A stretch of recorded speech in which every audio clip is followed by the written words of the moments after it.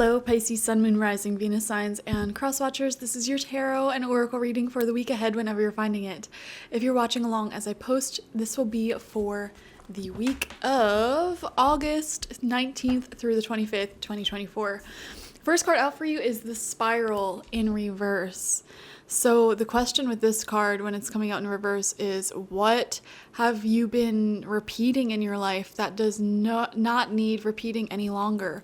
What old stories have you been telling yourself or playing out in your reality that are ready to go? Okay. What realities are you just so sick of living in and you just don't have the patience for anymore?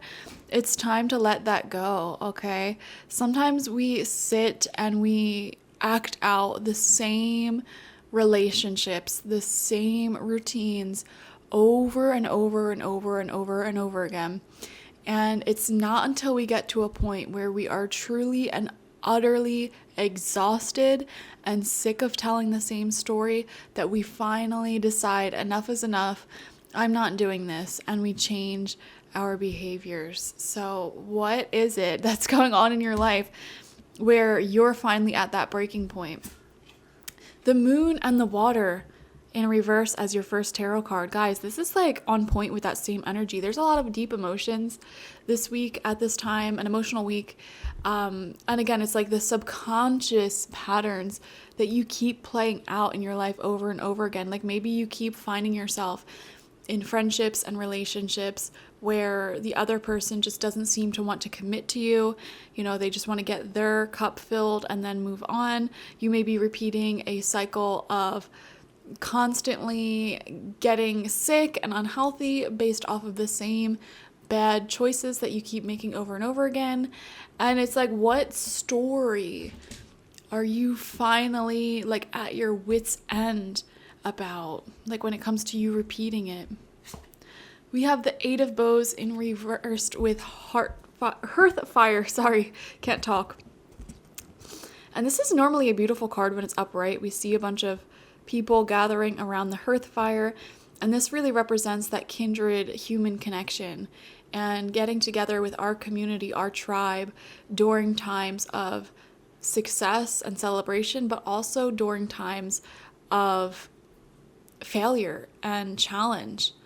Okay, this is an element of human nature that has been really lost in Western societies. I was just listening to something the other day, and this doctor was explaining that both the baby and the mother, when that baby is being passed around by different people who are not the parents, it causes a stress reaction in both the child as well as the mother.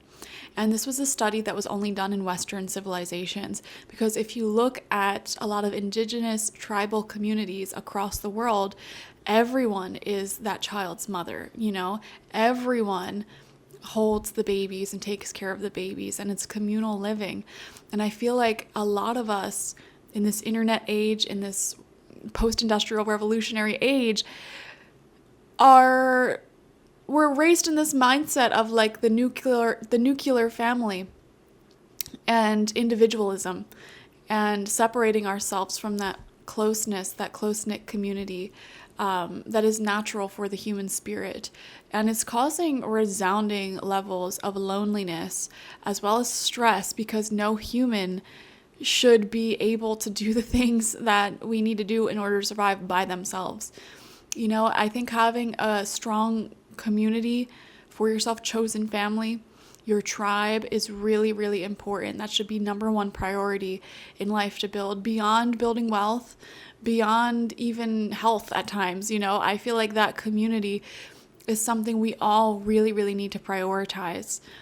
And if you feel like you don't have that right now, or you don't have a strong community, the question is, how can you get one? Or how can you strengthen the relationships that you already value so that they're on that level? And that journey may involve, for some of you, doing a really deep soul dive into yourself and understanding, why can't I be emotionally open with certain people? Why do I feel uncomfortable in intimate friendships and relationships? You know, not all of you. Some of you have to deal with that though. And I think journaling about that is a really good thing to do this week. And I feel that this week is all about feeling that urge, that desire to just have more people to support you, because life can become stressful.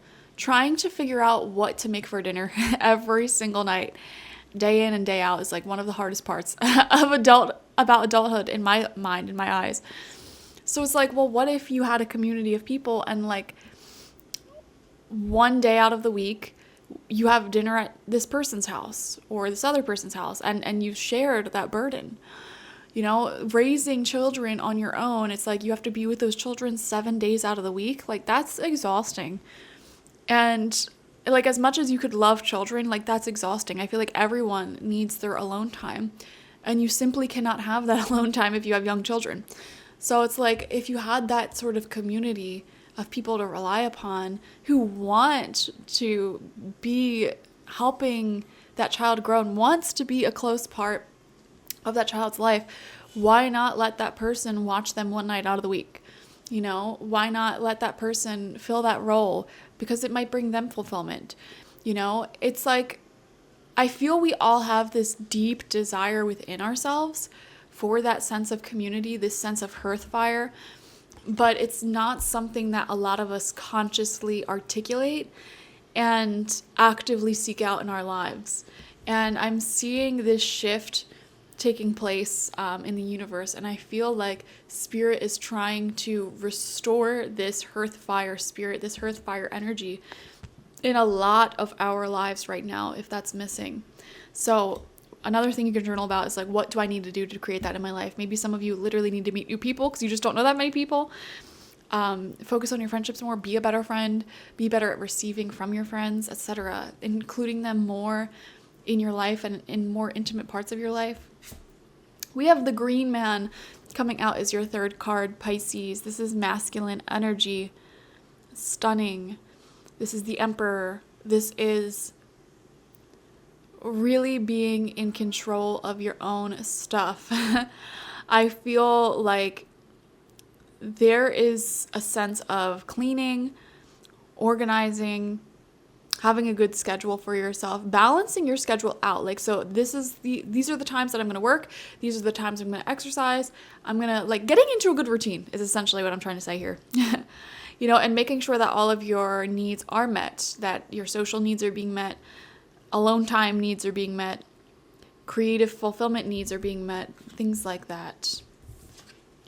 We have the Five of Stones coming out in reverse as your fourth card. We're now in the second row here. Five of Stones in reverse, endurance. This is a card of feeling a lack, a deep, resounding lack. Notice how it's storming out and they're in a cave by themselves. And again, this is kind of a sad reading because honestly, Pisces, I'm feeling this like deep inner sense of loneliness that you may have been carrying for a long time. And you're not ungrateful by feeling lonely, because you may be saying like, oh, but I have a really great partner, or I do have like a really great friend. But it's like, yeah, one person cannot meet all of your needs though. And I'm so sick of society like projecting that reality, like, oh, if you're a man, if you're a woman, all you need is your partner and your kids and you're gonna be happy. That is so far from the truth. It's not even funny. So far from the truth. We all need friends. I don't know why adult friendships aren't taken more seriously.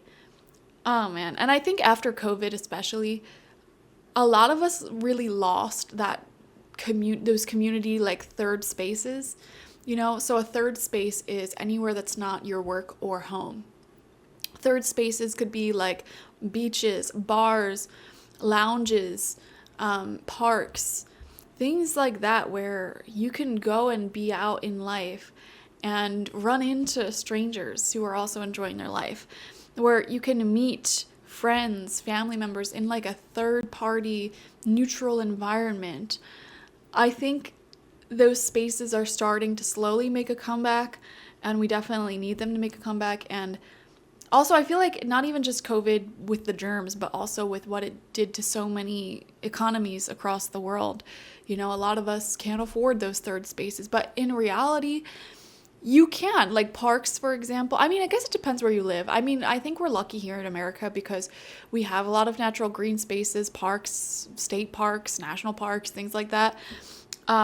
But yeah, I guess it depends on like where you live in the world, because sometimes it's like, oh, I have to pay to do anything to go outside of the house. And that's not true. There is a lot of things you could do, even if it's just a walk through town. That is a sort of neutral space. But I don't know. We're in random tangents. We have the 7 of Arrows coming out in reverse, insecurity. Guys, yes. This is like the big theme of the week. Definitely, if I could make a big recommendation for you guys, it would be to get more social.